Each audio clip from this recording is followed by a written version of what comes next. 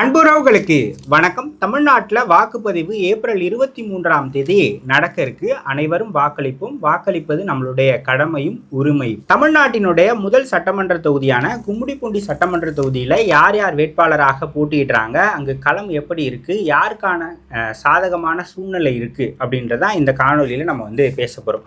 முதல்ல வேட்பாளர்கள் பற்றி பார்த்துலாம். திமுகவின் சார்பில் தற்போதைய சட்டமன்ற உறுப்பினராக இருக்கக்கூடிய டிஜே கோவிந்தராஜன் அவர்கள் வேட்பாளராக அறிவிக்கப்பட்டிருக்கிறார். அதிமுகவின் சார்பில் வி சுதாகர் அவர்கள் வேட்பாளராக அறிவிக்கப்பட்டிருக்கிறார். நாம் தமிழர் கட்சியின் சார்பில் இரா ஸ்ரீதர் அவர்கள் வேட்பாளராக அறிவிக்கப்பட்டிருக்கிறார். தமிழக வெற்றி கழகத்தின் சார்பில் விஜயகுமார் அவர்கள் அறிவிக்கப்பட்டிருக்கிறார். சசிகலா அண்ட் தென் ராமதாஸ் அவர்கள் கூட்டணி வச்சாங்க. அதில் ராமதாஸ் தரப்பு இங்கே போட்டிடுறாங்க. சங்கர் அவர்கள் போட்டியிடுகிறார். ஸோ வாக்காளர்களை பொறுத்த வரைக்கும் பார்த்தோம் அப்படின்னா, ஆண்கள் 1,22,195, பெண்கள் 1,29,372, மூன்றாம் பாலினம் 36, ஒட்டுமொத்தமாக 2,51,603. இங்கே என்னென்ன பகுதிகள் இருக்குது அப்படின்னு பார்த்தீங்கன்னா, ரொம்ப ஃபேமஸான பெரியபாளையம் பவானி அம்மன் கோயில் இருக்குது. அப்புறமா கண்ணன்பேட்டை தேர்வாய் நீர்த்தேக்கம் இருக்குது. நிறைய தொழிற்சாலைகள் கும்மிடிப்பூண்டி சட்டமன்ற தொகுதிக்கு உட்பட்டு இருக்குது. இதில் நீங்கள் தீரன் அதிகாரம் 1 படம் பார்த்துருப்பீங்க. அதில் ஒரு சட்டமன்ற உறுப்பினர் படுகொலை செய்யப்படுவார் பவேரியா கேங்ஸால். அந்த சம்பவம் நடைபெற்ற சட்டமன்ற தொகுதி இதுதான். 2001 சட்டமன்ற உறுப்பினராக இருந்த அதிமுகவை சேர்ந்த சுதர்சனம் அவர் தான் அந்த படுகொலை செய்யப்பட்ட நபர்.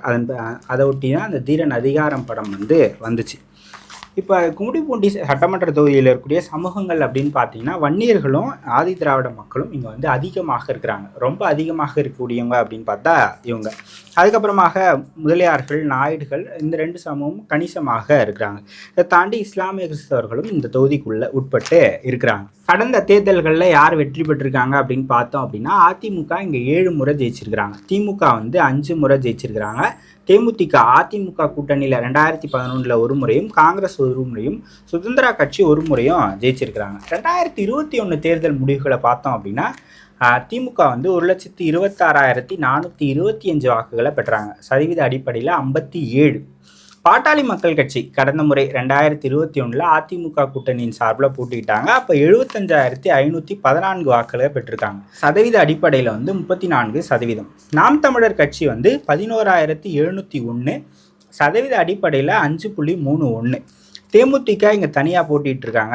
கடந்த முறை, அதாவது தேமுதிக தனியாக இல்லை, இந்த தினகரனோடு கூட்டணி வச்சு போட்டிட்டாங்க. அப்போ 2,576, சதவீத அடிப்படையில் 1.17.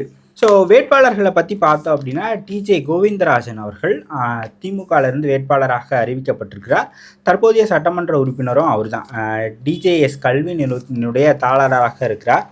அவர் திமுகவில் இளைஞர் அணியில் இருந்தார் ஃபஸ்ட்டு பொறுப்பில். அதுக்கப்புறமாக கும்மிடிப்பூண்டியினுடைய கிழக்கு ஒன்றிய செயலாளராக இருந்தார். 2020 மாவட்ட செயலாளராகப்பட்டார். இப்போ அவர் மாவட்ட செயலாளர் பொறுப்பில் இல்லை, முன்னாள் மாவட்ட செயலாளராகத்தான் இருக்கிறார். ஆனால் தொடர்ச்சியாக அவருக்கு தேர்தலில் போட்டியிடுவதற்கான வாய்ப்பு கொடுக்கப்படுது.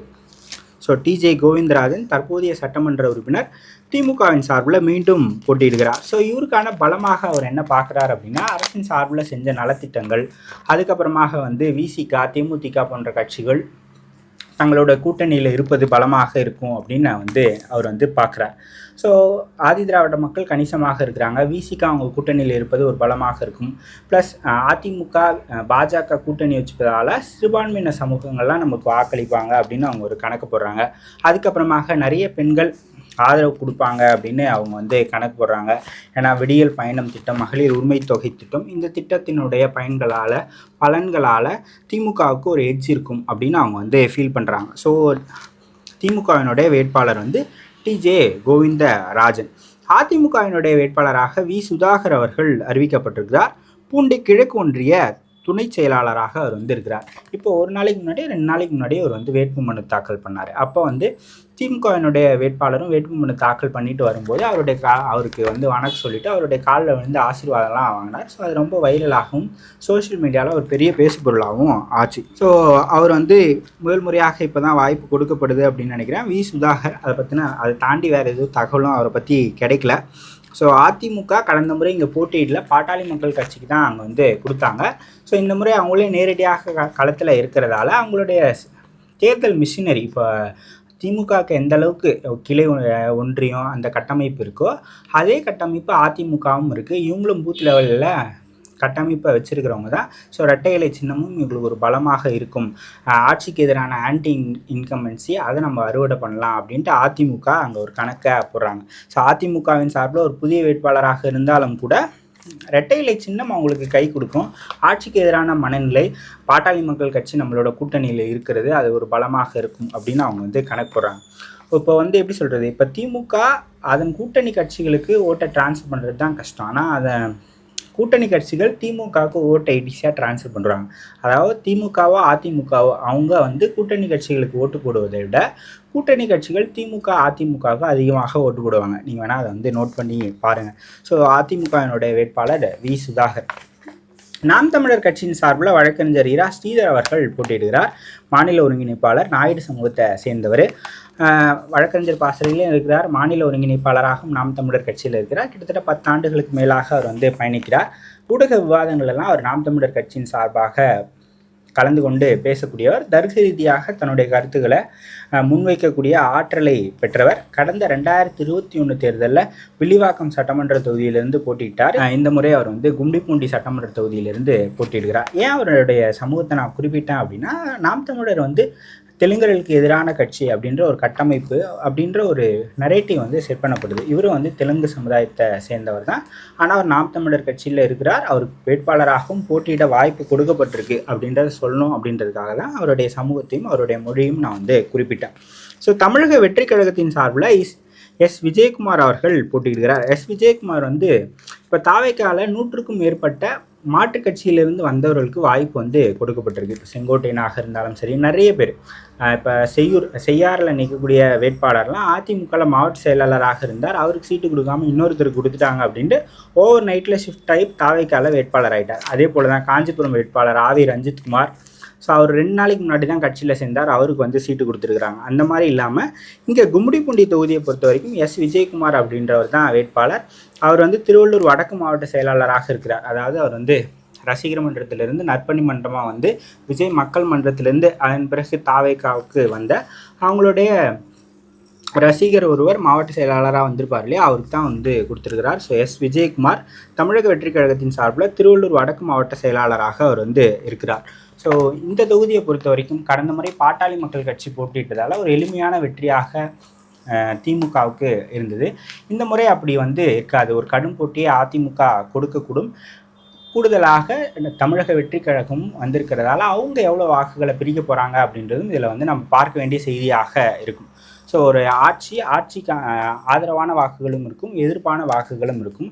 ஆட்சிக்கு எதிரான வாக்குகள் 3 அணிகளில் பிரிய போகுது. பிரதானமாக அதிமுக கிட்டேயும், சில பகுதிகள் நாம் தமிழர்கிட்டையும், சில பகுதிகள் தமிழக வெற்றி கழகத்துக்கிட்டேயும் போகும்போது அது திமுகவுக்கு அட்வான்டேஜாக இருக்கும். ஸோ ஒரு கட்சி வெற்றி பெறுது அப்படின்னா அந்த கட்சியில் யார் போட்டிடுறாங்க, அந்த கட்சியினுடைய முதலமைச்சர் வேட்பாளர் யார், அந்த கட்சி அந்த தொகுதியில் எந்த மாதிரி இந்த களப்பணியை ஆற்றுறாங்க 20 நாட்கள் அப்படின்றத பொறுத்து தான் வெற்றி தோல்வி தீர்மானிக்கப்படும். அந்த களப்பணியை ஆற்றுவதற்கான தேர்தல் மிஷினரி அதற்கான உரிய நபர்கள், அந்த வேலையை தெரிஞ்சவங்க அப்படின்னா அது திமுக அதிமுகவில் தான் இருக்கிறாங்க. நாம் தமிழர் கட்சியில் இப்போ தான் பூத் லெவல் ஏஜென்ட்ஸ் போடுற வரைக்கும் அவங்க வந்துட்டு இருக்காங்க. 2 தேர்தலாக அவங்க பயிற்சி எடுத்துருக்குறாங்க. ஸோ ஓரளவுக்கு அவங்க மேனேஜ் பண்ணிடலாம். நான் தமிழக வெற்றி கழகத்துக்கு தான் அது ரொம்ப கடினமாக இருக்கும் அப்படின்னு நினைக்கிறேன். ஏன்னா எல்லாருமே அதில் புதுசானவங்க. தேர்தல் வேலைகள் எப்படி இருக்கும் அப்படின்றத தெரிஞ்சுக்கிறதுக்கான தேர்தலாக இது இருக்கும் அவங்களுக்கு அப்படின்னு நான் நினைக்கிறேன். ஸோ இங்கு திமுகவுக்கு ஒரு எட்ஜ் இருந்தாலும் கூட அதிமுக ஒரு கடுமையான போட்டியை கொடுப்பதற்கான வாய்ப்பு இருக்குது. ஸோ கும்மிடிப்பூண்டியில் நீங்கள் யார் ஜெயிப்பாங்கன்னு நினைக்கிறீங்க அப்படின்றத கமெண்ட் செக்ஷனில் சொல்லிட்டு போங்க. தமிழ்நாட்டினுடைய முதல் சட்டமன்ற தொகுதி கும்மிடிப்பூண்டி. அங்கே யார் வெற்றி பெற்றால் சிறப்பாக இருக்கும் நீங்கள் கமெண்ட் செக்ஷனில் சொல்லுங்கள். இன்னொரு காணொலியில் இன்னொரு தொகுதியை பற்றி தெரிஞ்சுக்கலாம். ஸோ வாக்களிப்பது நம்மளுடைய கடமை, உரிமை. கண்டிப்பாக வாக்களிப்போம். நன்றி, வணக்கம்.